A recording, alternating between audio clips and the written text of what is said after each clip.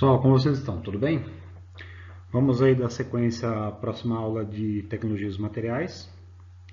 Tá? Nas outras aulas a gente viu o quê? Um pouco sobre os tratamentos, né, para poder melhorar as propriedades do material, né? Nessa aula a gente vai abordar um tema, um assunto aí que é um pouquinho não muito legal para os materiais, né? A nossa velha e temida corrosão. Ou, como todo mundo conhece, né, o nome mais técnico, a ferrugem, né?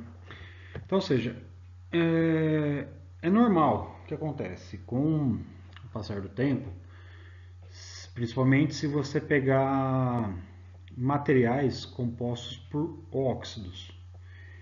Então, ou seja, lembra lá da composição do material? Não sei se vocês vão se recordar. O material lá, óxido de alumínio, óxido de ferro, óxido de cobre. Então, ou seja, os materiais metálicos eles são obtidos o quê? Através de óxidos, eles são encontrados na natureza em óxidos. Então, ou seja, isso quer dizer o quê? Que aquele material tem uma grande tendência a se ligar no oxigênio. E aí o que acontece? Isso gera a ferrugem. E essa ferrugem, o que acontece? Ela é prejudicial. Tá? Aqui a gente tem um exemplo, por exemplo, é um cano que está com uma solda, tá? E a ferrugem, tá? Você tem aqui uma ferrugem mais superficial e aqui ela já está mais aprofundada. Então, ou seja, ela está diretamente estragando a peça. E com o tempo isso daqui você vai o quê? Ela vai consumindo, tá vendo aqui, ó, já está começando a furar. Então, ou seja, ela acaba enfraquecendo, fazendo com que o aço perca a resistência. Não só o aço, tá, professor? Só o aço enferruja? Não. Cobre enferruja, alumínio enferruja.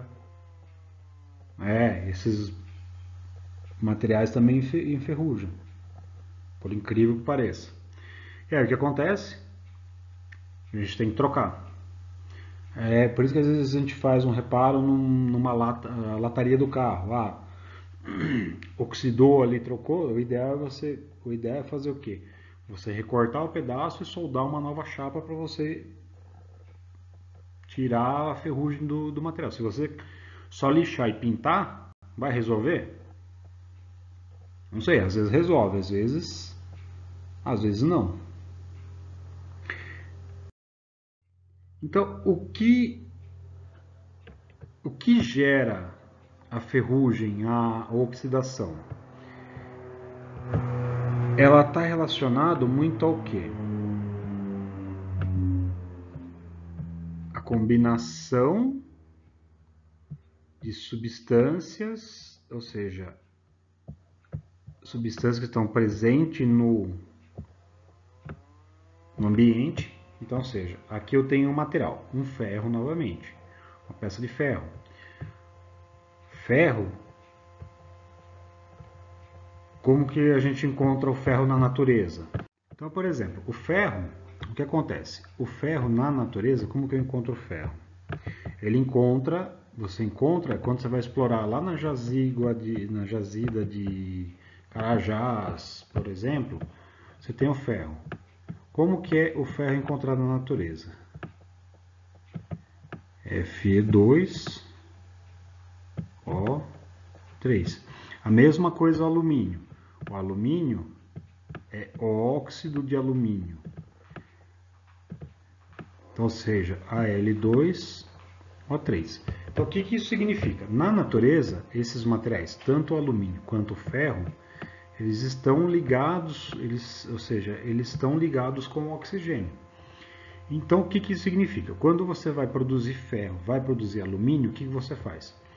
Dentro, que nem no caso do ferro, lá dentro do alto-forno, você quebra essa ligação do ferro com o oxigênio. Para quê? Para que você passe a ter uma ligação com carbono, FeC. Então vai passar a ter, por exemplo, ferro-carbono, ferro-carbono. Aí depois aqui a quantidade de elementos de cada um, Depende da combinação. Então, ou seja, eu quebrei aqui e vai virar ferro. Então, isso daqui é uma composição, por exemplo, de ferro-carbono. Aí, o que acontece? Aqui ele está exposto ao ambiente externo. Aí você tem chuva, calor, você tem outros elementos que vão começar o quê? A agredir, a ficar encostados, vão ficar encostados aqui na superfície. E aí faz com que dentro da água, por exemplo, do ambiente, você tem a presença de oxigênio. A tendência é o quê? Esse oxigênio voltar a se ligar com o ferro e nisso você vai tendo o quê? A corrosão do material. A mesma coisa acontece com o alumínio, só que com o alumínio é diferente. Por quê? É diferente em que sentido? Para eu obter o alumínio, eu passo o quê? Eu passo por um sistema de eletrólise. Então, ou seja, eu entro com a bauxita dentro de um tanque com uma solução, você tem uma descarga elétrica para você separar, fazer a separação do oxigênio aqui. E aí você separando o oxigênio, depois você funde e tem o alumínio. Tá? Aqui eu faço pela queima, aqui eu faço por eletrólise. Então você tem essas duas diferenças aí na produção dos materiais. Então, ou seja, o que vai acontecendo? Com o tempo, eu posso ter produto químico, então, ou seja, o material de aço que está exposto, ele pode ter um contato com produto químico, pode ter o que? Contato com o ambiente externo, com N formas que vai gerar o que? Vai fazer de novo, trazer esse oxigênio para próximo do ferro ou do alumínio e eles vão oxidando. E aí, com a oxidação, se você não tratar, acontece o que a gente falou anteriormente. Ela começa a decompor, até que vai chegar uma hora, ela vai corroendo, até que chega uma hora, essa parede fica muito fina e os componentes dos seus sistemas vão quebrando. Imagine o seguinte, se você tiver um equipamento metalúrgico, uma prensa, um torno, alguma coisa assim, ele está totalmente oxidado. O trabalho que você vai ter para reformar esse equipamento, por quê? Se ele tiver oxidado, geralmente ele não vai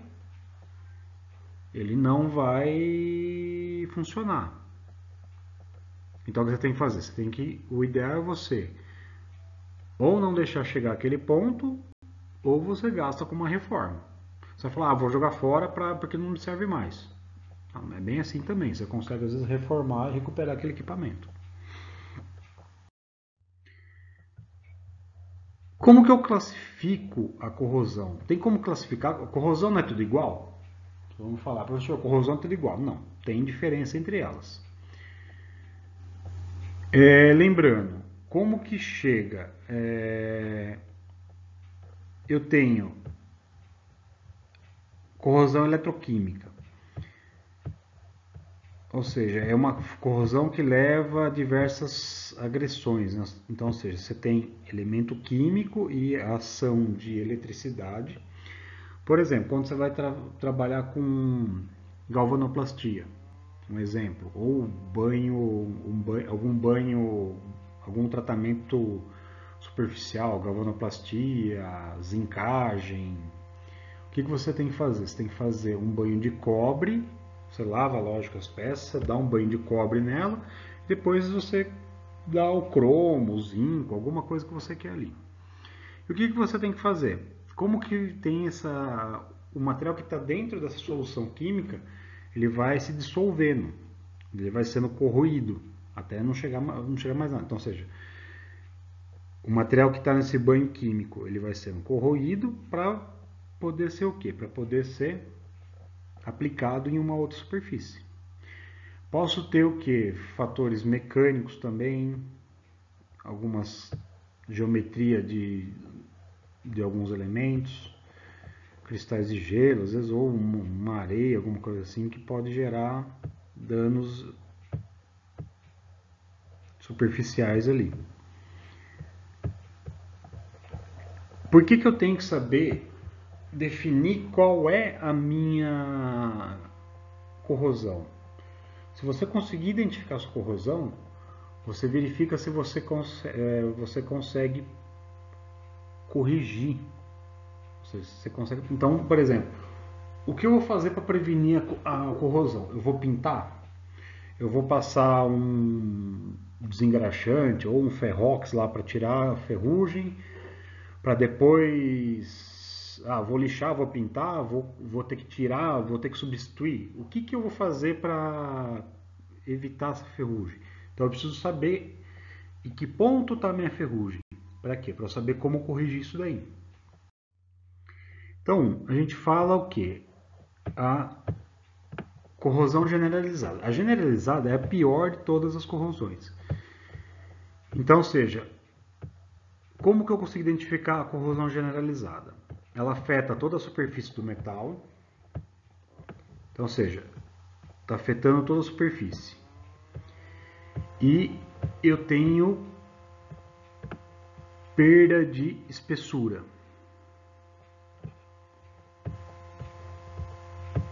E uma outra coisa, aqui um exemplo da foto, tá? A gente tem uma chapa, tá vendo? Se você olhar toda a seção, toda a região aqui da chapa, ó, toda essa região aqui da chapa, ela já está corroída. Se vocês perceberem, nesse ponto aqui, ó, a gente tem como se fosse um desplacamento. Tá vendo como se estivesse soltando uma lasca? Então, essa questão, soltando uma lasca, já quer dizer que ela está o quê? Perdendo espessura. E aí, com o tempo, ela começa o quê? Ela começa a furar. Como que eu corrijo isso daqui? Isso daqui somente com substituição. Então, ou seja, você teria que recortar toda a área que está corroída e vou fazer o quê? Vou trocar esse metal. E aí você garante que você vai ter um material novo. Então, nesse caso aqui, você tem que fazer a substituição. Então, por exemplo, quando você pega a reforma de equipamentos antigos, por exemplo,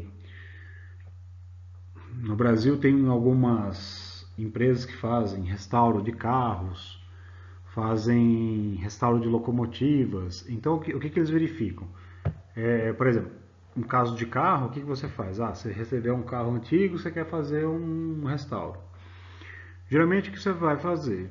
Pega o carro e passa por um jato de areia. O jato de areia ele vai limpar, além de limpar toda a superfície, a hora que ele bate nessa região aqui que está mais frágil, ele já vai abrir um buraco. Então você consegue perceber que aquilo ali tem que substituir. O jato de areia nada mais é do que você pegar um jato com pós grãos de areia ou granalha, outros materiais, e ela vai limpando toda essa superfície aqui, deixando como se não tivesse mais nenhuma ferrugem. Só que o que acontece? No lugar que está com parede muito fina, porque o jato vem com pressão. Onde você tem parede fina, ele vai fazendo o quê? Ele vai estourar tudo daqui. E aí o que você faz? E aí você verifica, você corta toda a lataria que você quer, ou você substitui a lataria inteira, ou você vai fazendo enxerto na lataria. Então você corta a área que está ruim, coloca um novo pedaço de metal. Aí você vai moldando, aí você tem que soldar, tem que moldar, depois você vai passar massa e tudo mais para depois pintar. Então, ou seja, já chegou um ponto que eu tenho que substituir o material. Uma outra forma de corrosão é o que a gente chama de corrosão localizada.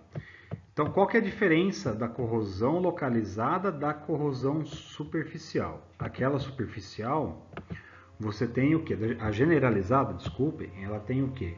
Ela atinge uma área muito grande. Aqui eu vou afetar o quê? Uma pequena parte da superfície. Geralmente você vai ter o quê? Como que eu consigo identificar? Lá eu identificava pela perda de espessura, aqui é por formação de cavidades. E aí você vê o que? Você vê que ela vai formando como se fossem pequenos buracos.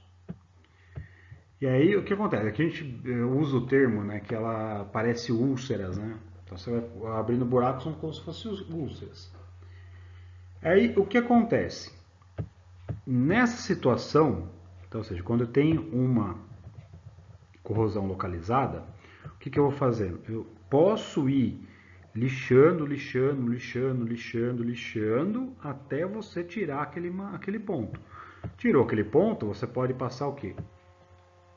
Você pode passar uma tinta, pode passar um anticorrosivo, você pode passar, por exemplo, você lixou, passa o anticorrosivo, passa uma tinta e acabou. Então, ou seja, ou você pode fazer o quê? Nessa região só, você vem preenchendo o material com solda, por exemplo. Você pode preencher o material com solda ali, você vai reparar o material e vai funcionar novamente. Então, ou seja, de acordo com o que eu tô, não sei se vocês estão percebendo, né? De acordo com o tipo de corrosão, eu estou dando alternativas para você corrigir ela. Então, por isso que é importante eu saber, eu tenho um pontinho de ferrugem no carro, vou descartar já?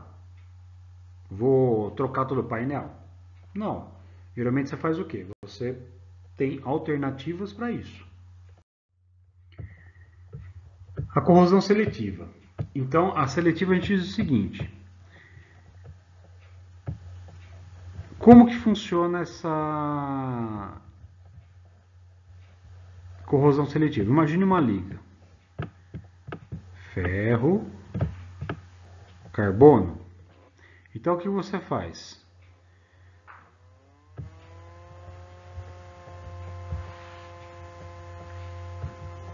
Por sistema químico, ou seja, por reações químicas, o que acontece? Ela vai atacar só um dos elementos. Então, por exemplo, numa liga de ferro-carbono, geralmente quem é atacado? É atacado o ferro, porque o ferro tem uma maior probabilidade de se ligar ao oxigênio. Imagine se fosse o bronze. É cobre, liga de cobre estanho.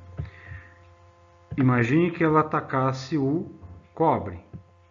Então, ou seja, quando a gente fala seletiva, quer dizer que ela vai atacar um daqueles elementos de liga. A tendência é sempre o quê? A seletiva ela vai escolher um dos dois materiais, um dos elementos de liga e vai atacar. Então, seja por um ácido, por um sal, alguma coisa assim, ele vai atacar esse material. Geralmente você vê a deformação por metalografia. Passei sem querer. Esses métodos de gravação, de prevenção são o quê? São os que a gente mais usa no nosso dia a dia, os mais comuns, tá? Uso de materiais de construção especiais resistentes à corrosão. Então, seja, para fazer um determinado projeto eu vou usar um material mais resistente à corrosão. Então, por exemplo, em vez de usar um aço, eu vou usar uma fibra de carbono. Que custo? Que custo isso vai me gerar? Os mais comuns, tá? Aplicação de barreiras inertes como pintura. Então, ou seja, você vai pintar a tubulação ou equipamento para proteger contra a ferrugem. Funciona muito bem. Utilização de métodos de proteção catódica ou anódica. Aqui são o que? São tratamentos elétricos. Você faz um tratamento especial para você poder evitar corrosão. Você pode usar o que? Aplicação de inibidores específico para controle de corrosão. Ou seja, posso usar um anticorrosivo, que nem, por exemplo, eu sei que é marca, mas você tem o Ferrox, que é um líquido verde que você aplica na superfície enferrujada e ela elimina a ferrugem. Então, ou seja, tem várias formas de você corrigir aí. Lógico, esses aqui são os mais comuns. Tem os mais caros, tá? Por exemplo, se eu for substituir, tudo eu vou fazer substituição, ele vai sair mais caro. O ideal é que um sistema anticorrosivo seja composto por dois componentes, formando assim um conjunto, e ele funciona como uma barreira de controlar a oxidação. E evita ataques de fatores externos aí. Então, por exemplo, você aplicar um antioxidante, um anticorrosivo e por cima aplicar uma tinta, ele já vai te permitir um bom sistema anticorrosivo. Que material eu vou escolher para usar? Então, ou seja, quais são os materiais menos corrosivos, né? Por exemplo, uma chapa de aço, ela é barata, mas ela pode gerar o quê? A chapa de aço ela é barata, só que com o tempo ela vai enferrujar. Aí a gente se pergunta, eu não poderia usar plástico? Porque hoje a ideia é o quê? Que você sempre vá subir. A tendência é querermos substituir as coisas por plástico, os materiais por plástico. Mas será que eu posso usar plástico em qualquer situação? Por exemplo, num carro, eu posso ter a lataria feita de plástico? O que acontece? O carro ficaria mais leve, mas será que ele teria, ele suportaria as forças que um carro suporta? Ele teria resistência? E aí é de se pensar. Então, ou seja, nem tudo eu posso substituir por plástico. Então, um exemplo, a gente pode substituir o quê? O aço pelo alumínio. Qual é o problema de o alumínio? Com o tempo ele também oxida, só que leva-se muito mais tempo do que o aço. O aço se oxida muito mais rápido que o alumínio. Mas eu posso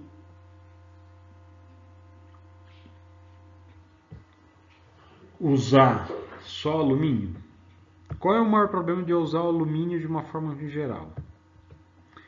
É isso aqui, ó, a alta capacidade de deformação. O alumínio é um material que se deforma muito fácil. Então, por exemplo, numa carcaça de máquina, eu posso usar alumínio? Imagine uma prensa feita de alumínio. Será que funcionaria? Não, né? Então, eu posso utilizar ele o quê? Por exemplo, onde eu uso bastante o alumínio? Bloco de motor, lata de alimentos, você pode usar perfis, você tem o que? Peças para freios. Então, por exemplo, tem peças do freio do carro. O freio, alguns carros, ele tem um sistema de compensação do freio. Então, ou seja, aquela distribuição, por exemplo, quanto da força vai para as rodas dianteiras, quanto vai para as rodas traseiras, é feito por um sistema de válvula. Essa válvula é feita de alumínio. Só que depois que ela é feita, ela é produzida e ela sofreu um banho químico, um tratamento químico, para quê? Para dar endurecimento ao alumínio, para ele poder ter o quê?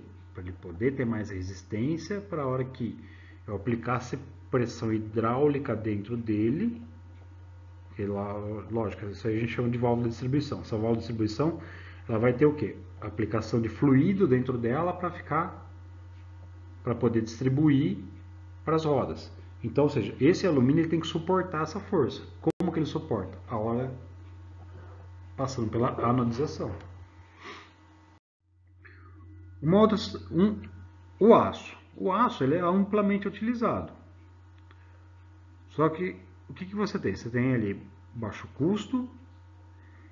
Eu posso, vantagem dele, baixo custo, facilmente moldado. Eu posso alterar a característica dele. Lembra que a gente criava os aços ligas? Ou seja, o aço liga você adiciona metais extras, materiais, elementos extras para melhorar a dureza dele.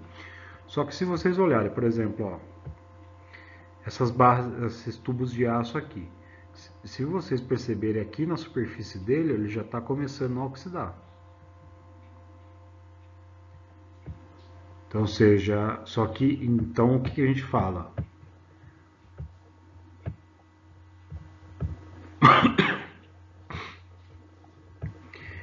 Ele tem que ser o quê?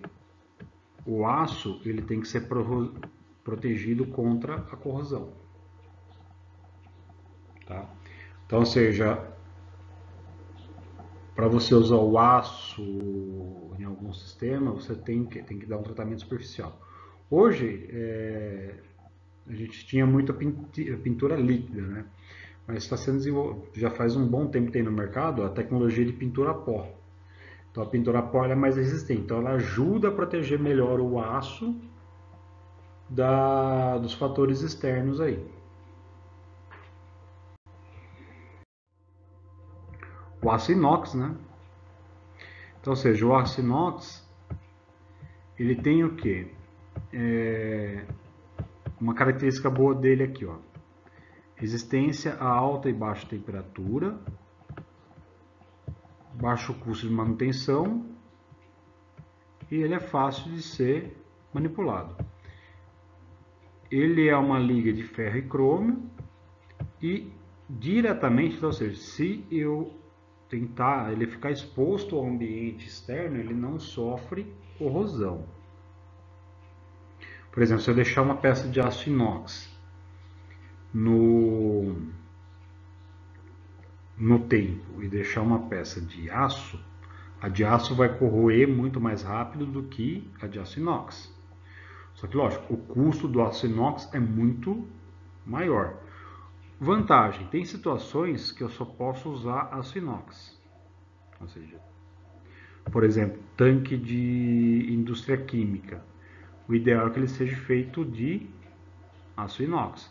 Se eu fizer ele de ferro fundido ou fizesse de aço, o que aconteceria? Com o tempo, o aço inox, o aço comum, ele passaria a ser corroído pelos elementos químicos. Água ou, por exemplo, um ácido ou uma reação entre efluentes, alguma coisa assim, ele vai se corroendo. Uma outra situação. O aço inox, se você trabalhar em elevadas temperaturas, o que eu quero dizer? Elevadas temperaturas. Na verdade, isso aqui eu vou deixar uma perguntinha para vocês aí no final. A pergunta depois vai ser o quê? Aço inox, ele não oxida mesmo? A gente vai fazer uma pesquisa sobre isso daqui. Passando aí, ó, o aço galvanizado. O aço galvanizado a gente está acostumado a ver no nosso dia a dia, né? Telhas encada ou calhas, canos. Então o que ele recebe? Ele recebe um tratamento químico, que é a galvanoplastia.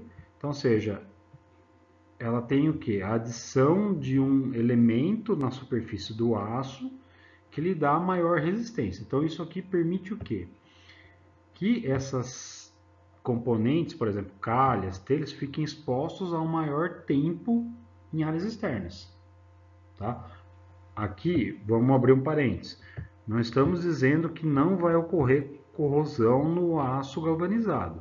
Ele se corrói, porém, em um tempo menor do que o aço comum. Pessoal, como eu falei para vocês, eu vou deixar uma atividade. E obrigado pela atenção de vocês e até a próxima aula.